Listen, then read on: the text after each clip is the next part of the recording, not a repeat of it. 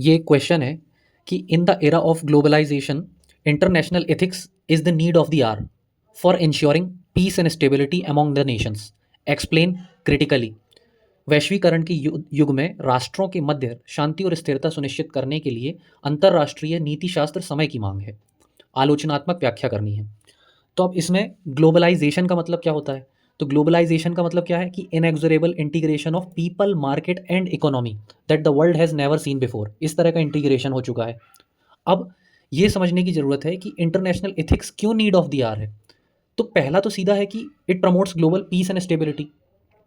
कैसे? जैसे United nation की पीस कीपिंग फोर्स देखो, साउथ सूडान और साइप्रस में उसको पीस मेंटेन करने के लिए काम में आ रही है। एथिकल डिप्लोमेसी है, जैसे ईरान न्यूक्लियर डील और जेसीपीओए डाल सकते हैं। अगला नीड ऑफ द आर क्या है? प्रिवेंट्स एक्सप्लॉयटेशन एंड इनइक्वालिटी, जैसे एथिकल लेबर स्टैंडर्ड्स। या फिर अगला है कि prevent exploitation of natural resources in weaker nations by stronger nations. अब इसका एग्जाम्पल क्या है? कोबाल्ट माइनिंग के बारे में सुना होगा आप लोगों ने, जिसमें कि चाइना कोबाल्ट माइनिंग कर रही कहाँ पे? कॉन्गो में। और उसमें क्या आ रहा है? ह्यूमैनिटेरियन क्राइसिस आ रहा है कि एक तरफ हम बात कर रहे हैं कि हम ग्रीन की तरफ मूव कर रहे हैं, बट उस ग्रीन को अचीव करने के लिए हम कितने लोगों का ह्यूमन राइट वायलेशन कर रहे हैं, that is also need to be considered. अगला क्या है इंपॉर्टेंट? कि ह्यूमन राइट वायलेशंस को एड्रेस करने की ज़रूरत है। जैसे कि ह्यूमन राइट डिक्लेरेशन है 1948 का, वो क्या एड्रेस कर रहा है? जैसे रोहिंग्याज इन म्यांमार, तो वो भी एक प्रायोरिटी है। ठीक है। अगला क्या है? Accountability through tribunals. जैसे इंटरनेशनल क्रिमिनल कोर्ट है, उन्होंने प्रोसिक्यूट किया था वॉर क्राइम्स जो हुए थे सूडान के दारफर रीजन में। आप दारफर रीजन को गूगल में सर्च कीजिएगा, ठीक है, अफ्रीका में आता है। उसके बाद रेगुलेट्स इन्वायरमेंटल सस्टेनेबिलिटी, जैसे कि पेरिस क्लाइमेट एग्रीमेंट है ना, तो वो हमारा कमिटमेंट दिखाता है फॉर नेचर, राइट। इसके बाद क्या है? Ethical trade and economic practices, कि फेयर ट्रेड हो, डब्ल्यूटीओ से रिलेटेड एग्रीमेंट्स एंड ट्रीटीज इसमें आ जाएंगी।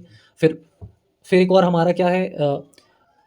ट्रस्ट और कोऑपरेशन को बिल्ड करना ग्लोबल गवर्नेंस में। जैसे कि उसका एग्जांपल आप क्या दे सकते हो कि कोवैक्स इनिशिएटिव है, जो वैक्सीन को डिस्ट्रीब्यूट करने से रिलेटेड इनिशिएटिव है। और भी आप अपने हिसाब से एग्जांपल्स दे सकते हो, जैसे ऑपरेशन सद्भावना एक आया था साइक्लोन से रिलेटेड हेल्प करने के लिए।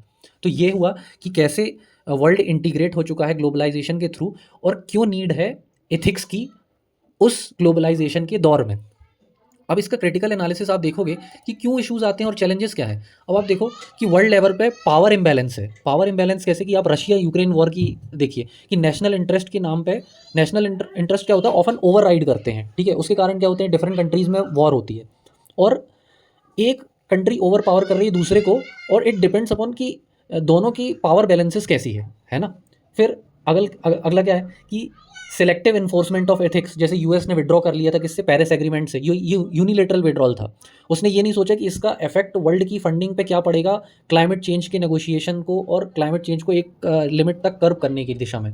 फिर कल्चरल और लीगल डिफरेंसेस है, जैसे चाइना की अप्रोच दूसरे की ह्यूमन राइट्स के प्रति अलग होती है और खुद की ह्यूमन राइट्स के वायलेशन के प्रति अलग होती है। For example Uyghur region of China, ठीक है, वहाँ पे ह्यूमन राइट्स के वायलेशन होते हैं।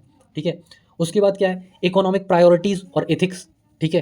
कि जैसे आप देखोगे कि एक्सप्लॉयटेटिव लेबर प्रैक्टिसेस होती कहाँ पे हो रही हैं? बांग्लादेश की लेबर इंडस्ट्री में। Same case with China. China जहाँ पे भी उनके प्रोजेक्ट्स होते हैं, इंफ्रास्ट्रक्चर प्रोजेक्ट, वहाँ पे आपको ह्यूमन राइट्स के वायलेशन देखने को मिलते हैं। उसके बाद अकाउंटेबिलिटी के मैकेनिज्म, डब्ल्यूटीओ से रिलेटेड आप देखते हो कि वहाँ पे जो ग्रीवियंस रिड्रेसल मैकेनिज्म है, that is very costly for least developed countries और डेवलपिंग कंट्रीज, क्योंकि they can't afford their secretariat in Geneva, है ना, और फॉर द सेक कि यूरोपियन कंट्रीज़ में। तो इसलिए क्यों ये चैलेंजेस हैं इंटरनेशनल लेवल पे एथिक्स को इम्प्लीमेंट करने की दिशा में। अब आप इसके कंक्लूजन में क्या लिख सकते हो? कि रिफॉर्म्स की ज़रूरत है इंटरनेशनल लेवल पे। फिर नेशनल इंटरेस्ट को ग्लोबल एथिक्स के साथ मर्ज करने की ज़रूरत है। अब कोई कंट्री कह सकती है कि वॉर हमारे नेशनल इंटरेस्ट में आता है, बट वो ग्लोबल लेवल पे एथिकल कंसिडरेशन में नहीं आता ना, क्योंकि रशिया यूक्रेन एक वॉर नेशनल इंटरेस्ट के नाम पे लड़ी जा रही, बट उसके से रिलेटेड कितने सारे ग्रेन क्राइसिस आ रहा है। ठीक है। ब्लैक सी ग्रेन डील भी हुई इससे रिलेटेड। फिर ठीक है, लॉजिस्टिकल चैलेंजेस आ रहे हैं, ह्यूमैनिटेरियन क्राइसिस है, तो आप नेशनल इंटरेस्ट के नाम पे लोगों को मार नहीं सकते ना।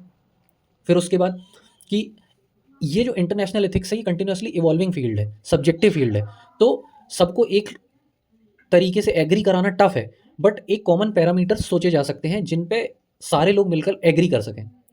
तो इस टॉपिक को आप इस तरीके से आप देखोगे तो ये ऑलमोस्ट आपका ये टॉपिक कंप्लीट हो गया है। ठीक है।